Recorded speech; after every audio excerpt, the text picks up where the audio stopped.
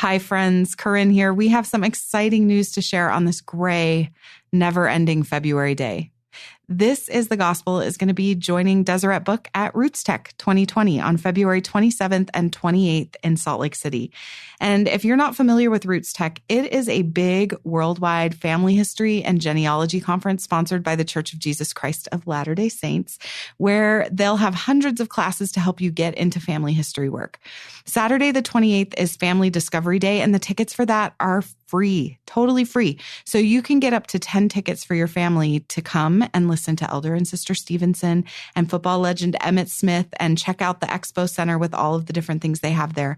And when you do make it to Utah and to the Salt Palace Convention Center for that weekend, come into the Expo Hall and find us. We're going to be there Friday and Saturday helping you learn how to record your own audio stories for family history and sharing our top tips for telling those stories well. Katie and I are going to be there, as well as some of the other people that work on the podcast. And as always, we're going to be gathering your story pitches for a few special episodes that we are planning for season 3. We'll share more information about those themes on our Instagram and our Facebook pages the week of RootsTech. So even if you can't be there in person with us, you can start thinking about your own family history stories. And you know, last year, our video production team with LDS Living was at RootsTech when we found our friend Deserey and her story that was featured along with Sister Linda K. Burton's story in episode 18 of season 1, The Roots of Faith. Those stories really sparked so much beautiful thinking for me around the power of our ancestors' faith stories to lift us and help us as we navigate our own discipleship. So today on the podcast, we're resharing that episode in the hopes that it will remind all of us, myself included, of the divine purpose and power of telling and retelling and writing down our faithful stories for our children and our children's children. Whether you're listening to it for the first time or re-listening again, we really hope you enjoy it and find something new that will spark some good in you.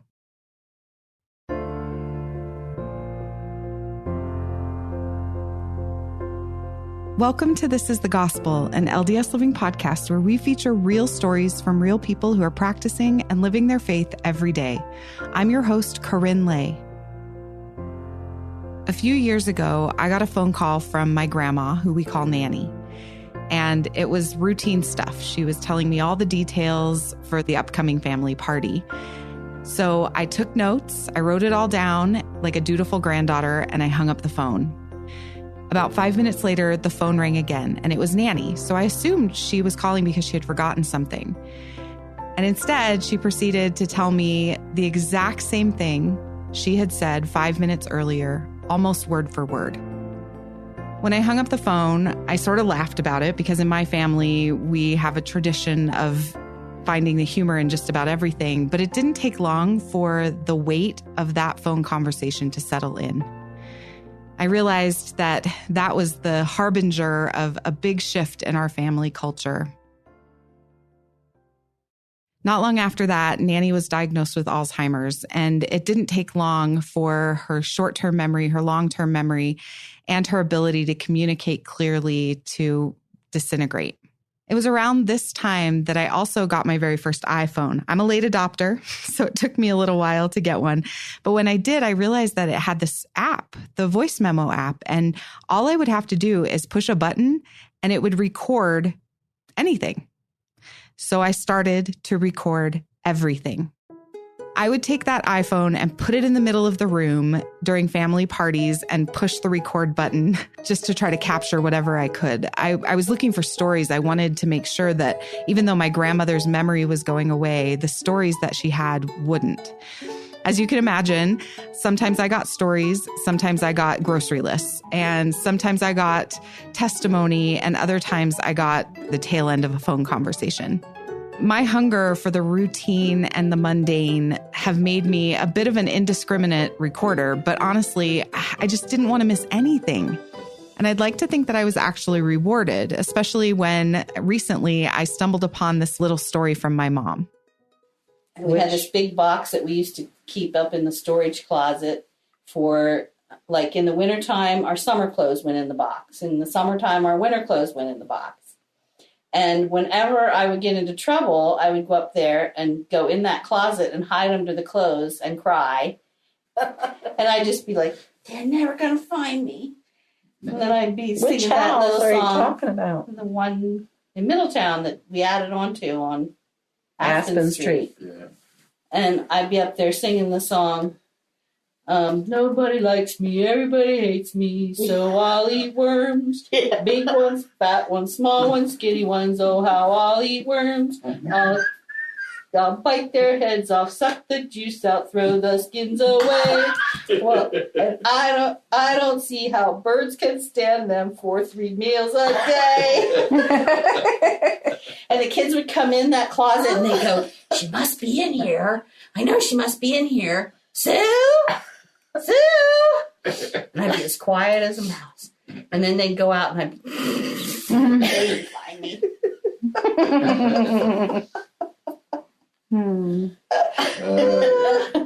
Oh my goodness. No, it's funny how I you probably don't even. funny how you get upset about things. Me. I am so glad that I captured that moment of unbridled laughter from my nanny, especially now that she can't remember who I am most days.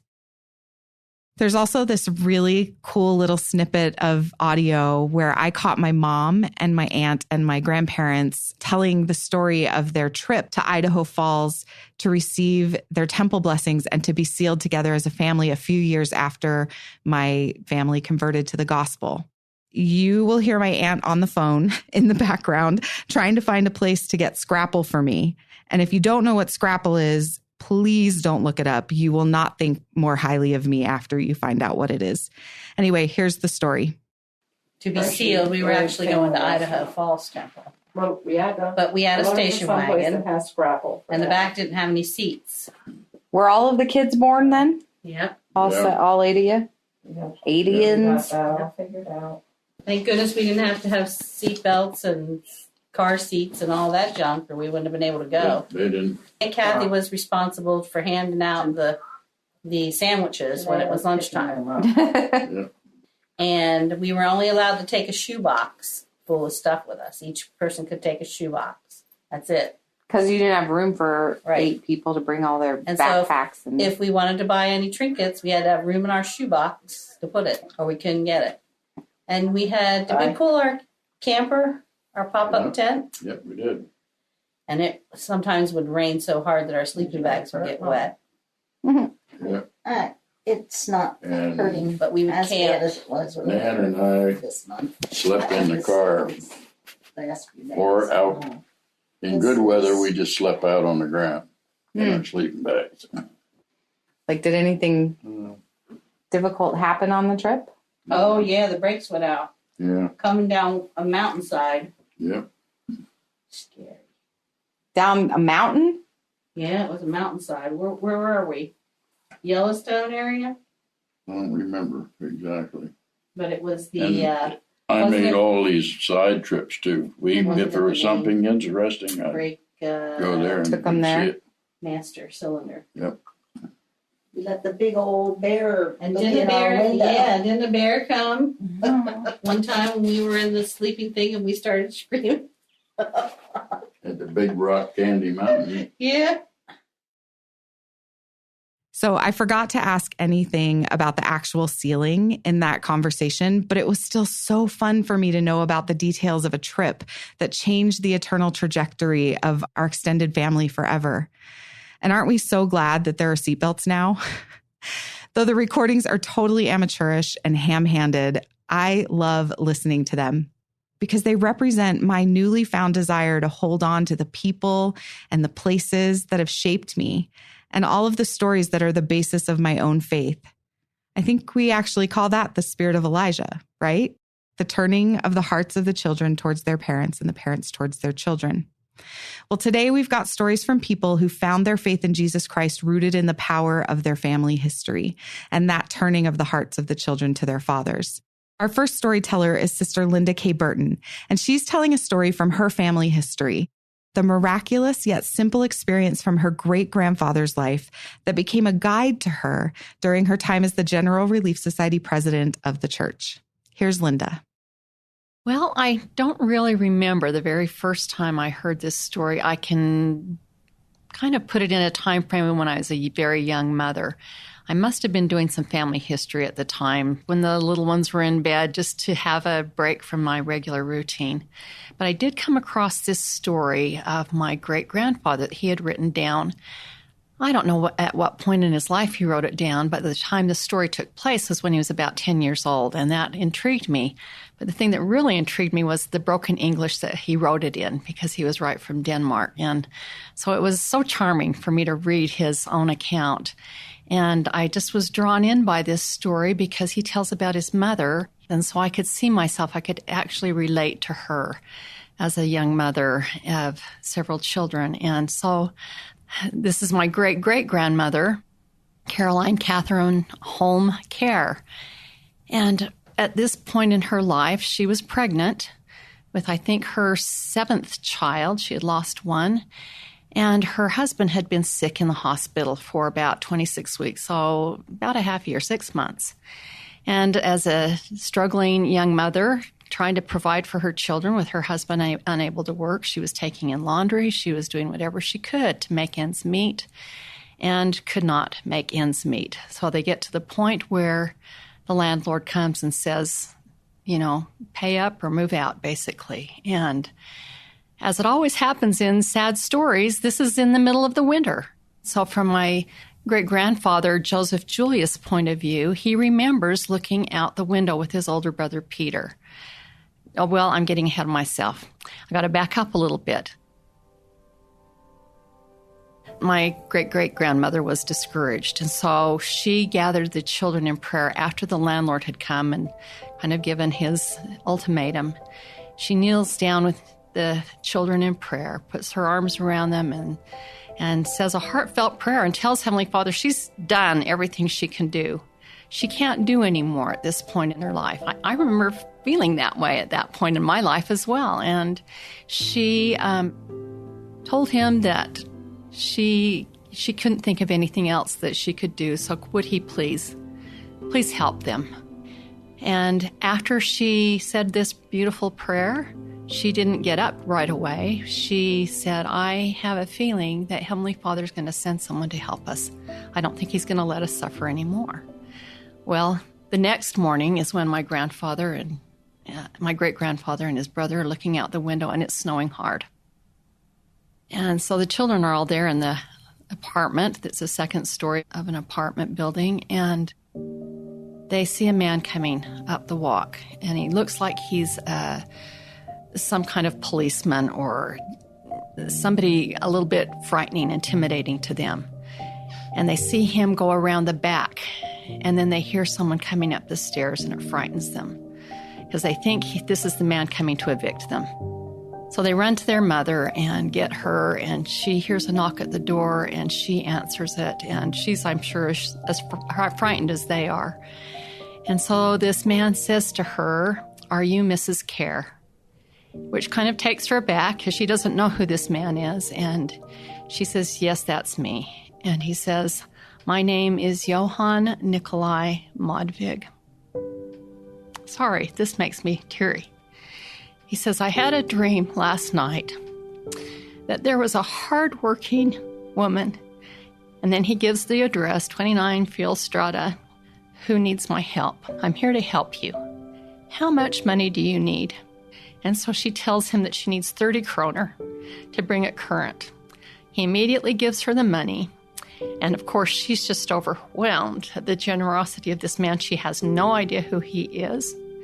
And he gives her a card and says, "If you need any more, this is how to contact me." And she goes to kiss his hand, and he kind of pulls away and says, "Don't thank me. You thank the Lord, because the dream I had came from him." And then he leaves. And as a sweet young mother, she gathers her children before she does anything else and kneels in prayer again and thanks the Lord for sending help in their hour of need. And then she says to the children, "Don't ever forget this, and don't forget the name of this man." This is the story that my grandfather remembers as a child at age 10, which I think is pretty significant because he didn't forget. There's a sequel to this story I don't tell in the book. So we found out later that Johann Nikolai Modvig, and actually my great-grandfather remembered his name wrong. He remembered it as Johann Ludwig Modvig. We actually had a friend, he kind of specializes in Scandinavian family history, and so he looked up to see if he could find anything about him. He was the one that discovered that Nikolai was his middle name, not Ludwig, and he was a prominent professor, apparently. And interestingly, about the time that this story happened, I think Brother Modvig was actually serving as like Speaker of the House type thing in Copenhagen. This was a wonderful man. So besides all the things he was doing professionally, here he listened to the voice of the Spirit in a dream and responded to it. I thought that was impressive about him. You know, I was thinking about how this story changed my faith. I don't know that it changed my faith as much as it deepened my faith. As a young mother, we had ups and downs financially. Yeah, I knew what meager meant and how to scrape things together. And we had a turn when things were really bad financially, the early 80s. And that's when I think this story, I ran across this story. So the timing was significant to us because we'd had quite a drought in our finances. And so this resonated with me. I could feel to a degree what Caroline must have been feeling. So I was grateful to have a story to hang my hat on. I have also drawn on this story numerous times when I was serving in my calling as General Relief Society president. As you can imagine, I was traveling all over the world and seeing women in difficult circumstances. Everyone is in difficult circumstances. When I would stand up there and I would sometimes prepare something or an outline, what I thought I might say, sometimes I could feel this is not the right thing, and I'd put it aside, and he would bring this story to my mind, and that's what would be what I would share. And almost without fail, it was the connecting point to the sisters, no matter what language I was trying to be translated in. And I was able to use this story to say, Heavenly Father has not forgotten you. He is aware of you in your extremities, and you will kneel on your knees and thank him for these experiences someday, because you will know that he has had his eye upon you, like he had my great-great-grandmother. She was just a regular little person who didn't feel like she was probably worthy of anything great, and yet he saw her in her need and was able to respond to that need because she allowed him to with her prayer of faith.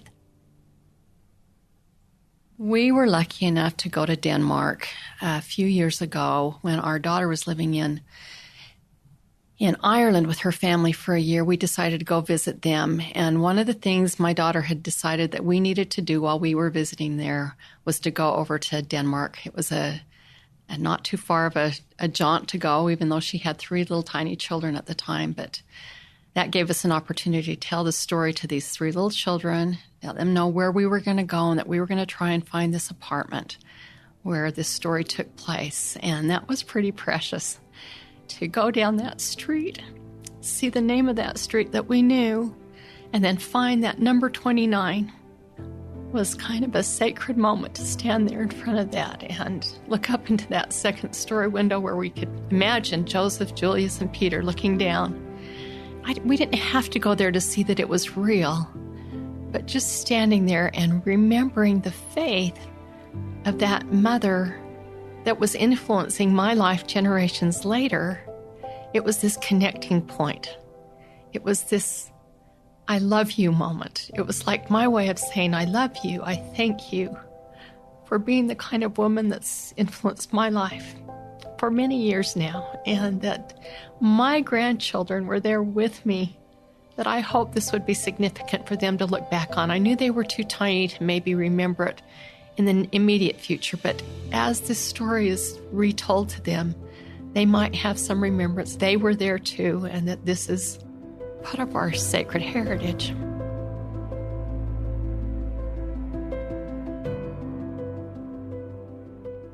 That was Linda.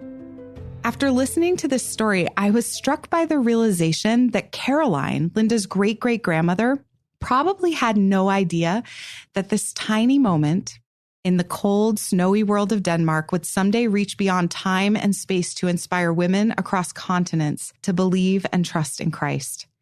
Her everyday devotion to the Savior has become a legacy so much greater than she or even her family could have imagined. And it makes me want to reevaluate my own faith practice. Am I living in a way that could someday provide a blueprint of faith for the people I love? Am I seeking to demonstrate deep trust in Jesus? And more importantly, am I writing down the moments that have changed me? The fact that a small transformative moment in our lives could have a lasting impact on generations beyond us is something that was actually reinforced to me during a drive through Amish country in Lancaster, Pennsylvania with my mom. I had my phone recorder turned on because that's what I do. And I must have asked my mom to tell me the story of our first known Amish ancestor. Mom telling me why the Amish Foltzes got shunned. So the story is that and I don't remember his name, I think it's John Foltz, was raised by the Amish. So they took him in because his parents died on the ship coming over here to America. And he grew up Amish, and then he was planting his field, and he decided he was going to plant, it wasn't malt. Something you could make liquor out of? Yes, I can't think of barley. It. Barley.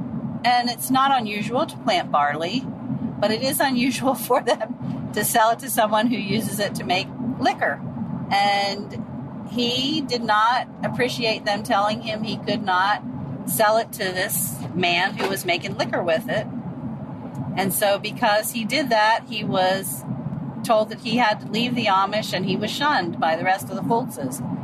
So that's who we come from. Do you know when that was? Was that in the 1700s, the 1800s? I could tell you if I had my genealogy in front of me. I don't. And it kind of found all that out because Uncle Tim was driving down Lancaster County, came across a street sign that said Foltz Lane, and so he pulled over and had his son taking a picture of him, and a Foltz Amish man whose last name is Foltz came out, and he told us the story of the Foltzes, and sure enough, it was the same Foltz. That's really interesting that that's like folklore in their in their family, right? Like the Foltz who got shunned because of in the Amish eyes, we're the bad Foltzes. That was my mom, Sue O'Daly. Certainly, John Foltz wasn't thinking about the future spiritual growth of his family when he stubbornly refused to stop selling his barley for liquor. And I'm sure that shunning felt awful. But regardless of whether you think that was a good thing or a bad thing, it was a choice that opened the door of the world to the Foltz family, who became ardent Methodists and eventually ardent members of the Church of Jesus Christ of Latter-day Saints. It's also interesting to note that the same gift of stubborn individualism that sent John Foltz out from the Amish is the same gift of stubborn individualism that sent my pappy, Robert Foltz, the first in our family to join the church in search of a new faith tradition. Our physical and spiritual genetics are hard to escape, but I'm more and more convinced that they are often the thing that will move us forward along our earthly plans towards the Savior, just as they were meant to. Our next story from Deserey illustrates that connection that comes to us from honoring those gifts as we work on our family history. Here's Deserey. So to truly understand my story, I feel like you have to know a lot about hearts. Not only scientifically how they work and how they're made up, but also the hearts of my father, who was a very important man to me, and my brother, who I have not yet met on this earth. My older brother, Corbin, he was diagnosed with a heart condition known as aortic stenosis. And this is a defect where your aorta valve is different. So usually on your aorta valve, you have 3 cusps, they call them. And when you have aortic stenosis, instead of having 3, you have 2 cusps.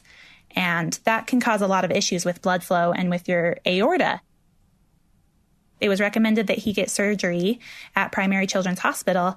And He was so little, and unfortunately, he did not survive that surgery.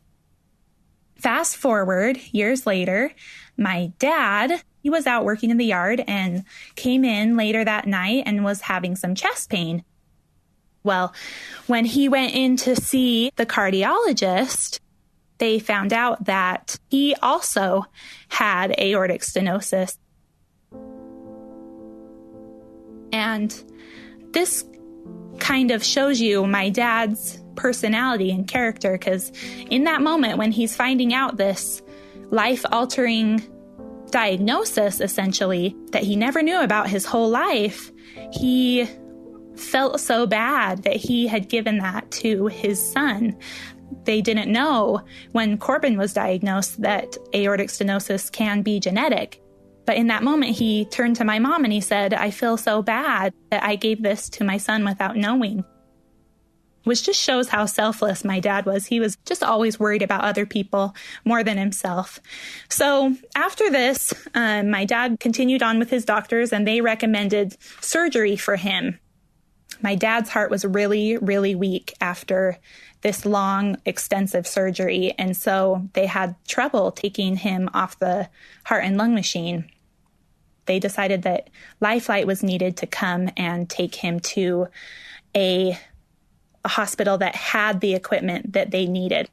And while my dad was in the ICU and Lifeline was getting ready to take him on the helicopter, he crashed. My family and I were waiting in the hallway to watch him get put on the helicopter. And unfortunately, we had to watch my dad get rolled down the hallway with Lifeline crew giving him CPR and working on him. That was a very, very hard experience for my family to witness. 3 days later, after a lot of waiting and a lot of hopelessness, we were informed that we were going to have to take my dad off of life support. We had to say goodbye.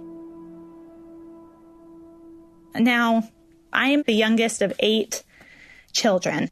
And after I lost my dad, I was really concerned about him not being able to be at all my life's big events. I felt kind of cheated.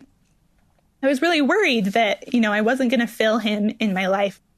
I was upset that things we could have been doing together, that those opportunities were taken away. I had a dream that I was getting married, and I kept looking for my uncle to give me away. So I said, "Where is my uncle? He needs to give me away." And I was searching through these crowds of people, and I kept looking, and all of a sudden I ran into a huge crowd of people, and they were all dressed in white. And at the very front was my dad. I just was shocked, and I said, "You're here, you're actually here." And he laughed at me and he said, "Well, I'll always be here, and I've been here the whole time." And I started thinking, who were all those other people behind him? And I started asking questions like, who is he with on the other side of the veil? And later, within my ward, I was called to be the family history lead. And I had been interested in family history ever since that experience and ever since going through the temple, but I wasn't really sure where to start or how to begin. And I remember driving home from meeting with my bishop and hearing the news that I was going to be the family history lead. And I just remember the voice of my dad saying, "This is something we can still do together." And I could just feel him there with me. He was proud of me. I know that he knew my worries. He knew that I was upset that time was taken away from me, and that I was worried that he wasn't going to be there. And this was the way that he was telling me that he was still there and that there were still things that we could do together, even though he's on the other side of the veil. Ever since then, I have immensely felt his hand in my family history work, and it's been a real comfort to me, and it has really helped heal me and help me in my grief. And I know for a fact that family history work is essential, and that the other side is here with us. And if we could only put on our spiritual glasses, we would see them. When angels minister to us, they're not strangers. They're our family. They're our ancestors. And I know that him and my brother are helping me on this side of the veil. And I find it so amazing that they're there and they're working on finding ancestors and teaching them the gospel. And I know for a fact that they help me find those names so that I can take and do their work for them in the temple. That was Deserey. I don't know about you, but I'd never thought of family history work quite that way. I love her perspective that it's a bridge and an opportunity to work together with those who have passed on before us. And I think that her perspective will change the way I view this work. I want to see it more as an opportunity and a blessing rather than a boring chore that I feel some guilt and shame about. And I'm going to try a little bit harder to see it that way. As I was listening through all of my family's poorly recorded voice memos for this episode, I realized that there was one very important thing missing from my library. Apparently, in all of my recording, I'd never asked my pappy to record his conversion story. He's written it down in a few places, but I wanted to get it in his own words. So I begged my Aunt Kathy to record him, and here's what he shared. I mean, I was at work when two missionaries came to our door. My wife, she talked to them, and she invited them back when I would be home. And they came and taught us the gospel, which was the Church of Jesus Christ of Latter-day Saints. When I first heard it, I thought, this is just another church. But when they taught me, I found out that it wasn't just another church. I knew that it was true. I changed churches because when they taught me the word of wisdom, I was smoking 3 packs of cigarettes a day at that time, and I threw them away and I never smoked again. The gospel changed my life. What do I know about Jesus Christ? Christ went to the cross, setting the example for us. The old rugged cross, where the dearest and best for a world of lost sinners. I'm trying to remember it. On a hill far away stood an old rugged cross, the emblem of suffering and shame. And I love that old cross, where the dearest and best for a world of lost sinners was slain. And I cherish the old rugged cross, and exchange it someday for a crown. What do I like about that song? I like to tell what our Savior did for us. I love you too. If I can do anything else for you, just call me. That was my grandfather, Robert Charles Fultz Jr. That short, sweet story and song sum up so much of what I've learned from my pappy's legacy of faith.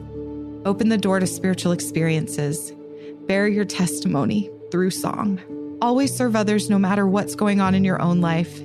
And believe in the power of Jesus Christ to help you do whatever hard things are in front of you, even if you're trying to quit smoking 3 packs a day. Elder Packer once said, "Family history work has the power to do something for the dead. It has an equal power to do something to the living. Family history work has a refining, spiritualizing, tempering influence on those who are engaged in it."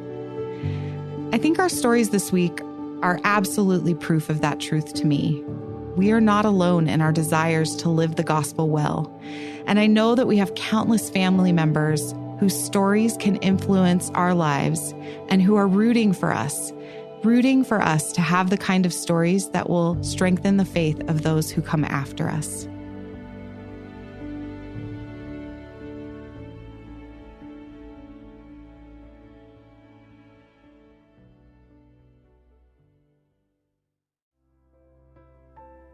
That's it for this episode of This is the Gospel. Thank you for listening, and thank you to Deserey and Sister Burton for sharing their stories. If you want to see the gorgeous children's book that they've made out of Sister Burton's family story, head on over to our show notes for this episode at ldsliving.com/thisisthegospel. We'll have a link there to her book, A Mother's Prayer.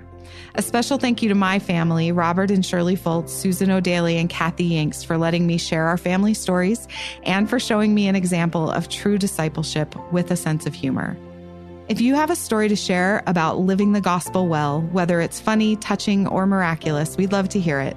Call our pitch line at 515-519-6179 and leave us a message with a short synopsis of your story. We get so many of our stories from this pitch line, and we love hearing what you have to say. This episode was produced and edited by Katie Lambert and me, KaRyn Lay. It was mixed and mastered and scored by Mix at 6 Studios, and our executive producer is Aaron Hallstrom. You can find past episodes of this podcast and the other LDS Living podcasts at ldsliving.com/podcasts. That's ldsliving.com/podcasts. Have a great week.